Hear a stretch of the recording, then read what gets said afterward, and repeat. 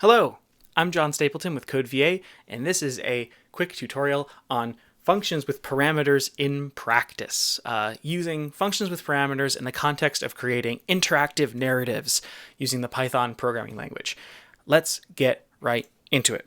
So I've got a code editor in replit.com opened up here, and I'm going to show you some ways you can use functions with parameters in the context of interactive narratives. If you're not sure what a function with parameter is, it's a good idea to go back, check out some other resource about that concept, because I'm not going to really explain it from first principles, but I'm just going to show you some practical examples.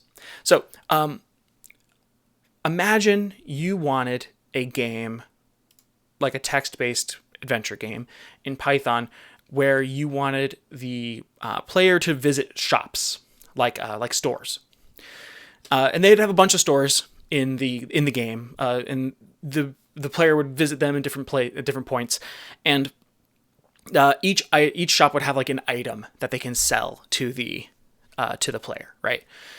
That's my idea of a shop.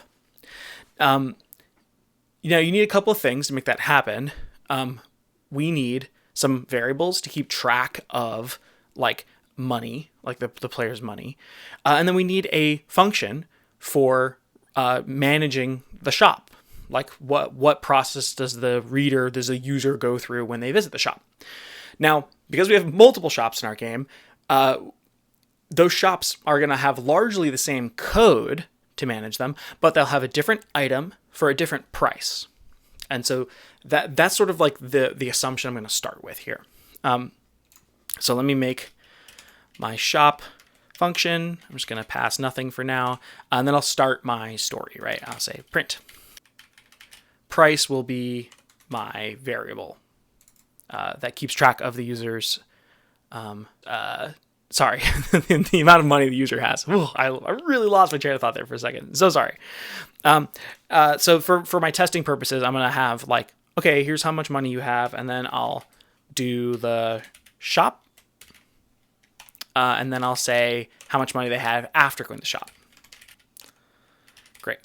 So that's going to be my testing thing. Now, I need to define something about the shop, and I need to create my price variable.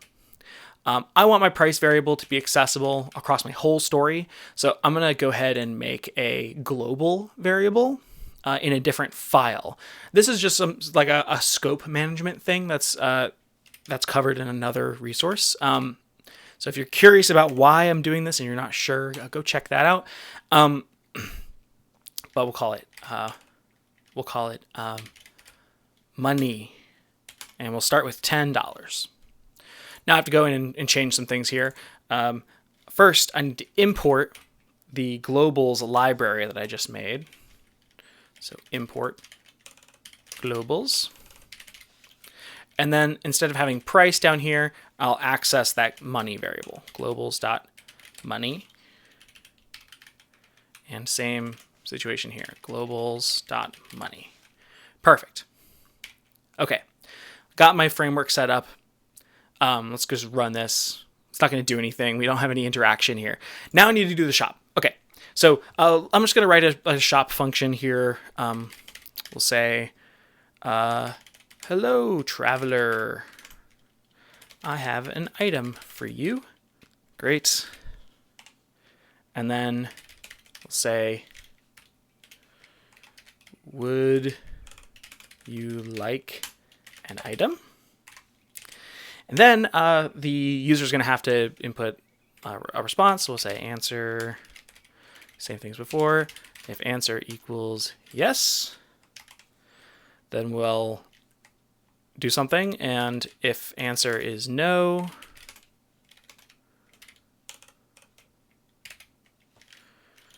then we'll, or I guess it's yes. Yes or yeah, we'll just do yes or no, just for the sake of argument here. Great. Print. Great. That will be $1. That'll be my price to start with. Okay. And then if they say no, then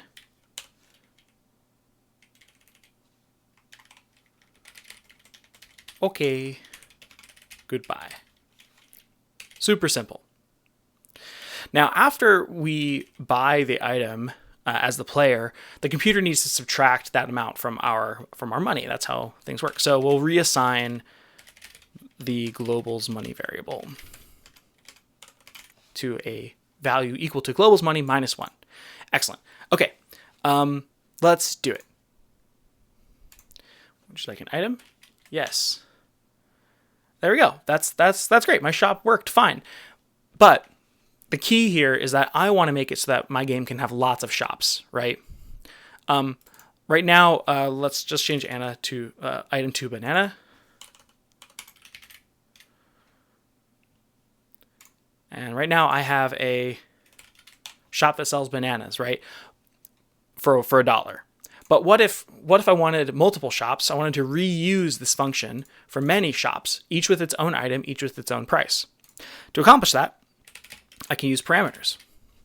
I'll have a parameter for item and a parameter for the name of the item and a parameter for price. And I can insert those parameter values in the spots where I need them, right? So there's price. We need price here as well. And I think that looks right. Yeah, this is fine. But now I have to change line 15 where I'm calling shop.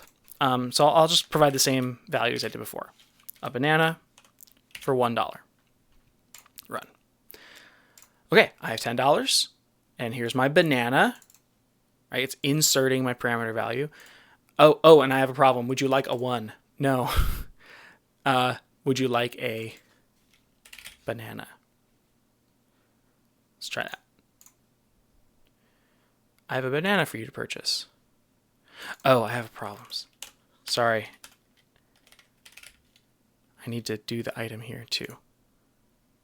There we go. All right. This one's going to work for sure.